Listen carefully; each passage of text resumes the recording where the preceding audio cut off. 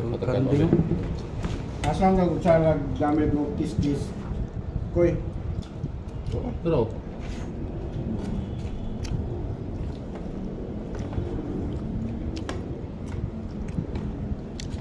Maglako ang kanding.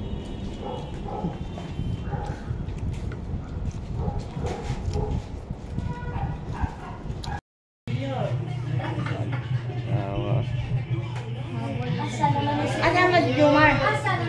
Dai. Ada Jumar. Bikias. Pagingon ng amin minuto. Kisa man. so dire guys magsugba ta o baboy. Yan. Ito guys, inihang baboy guys. Yun na kani guys, inutusan na ako guys na pag ihaw ng baboy guys. So mag-video tayo guys. Ayan. So, panagsara ni guys okasyon. Ayan. Masarap to guys. Oh. Daghan-daghan dun yung akong isugba guys.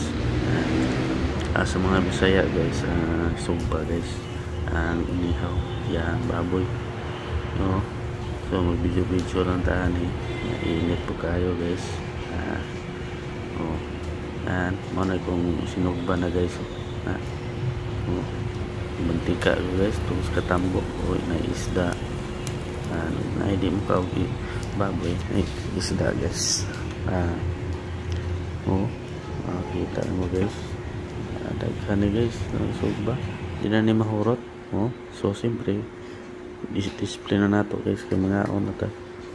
Yan kaon na yan. Picture siya sa mga ayaw magambo yan.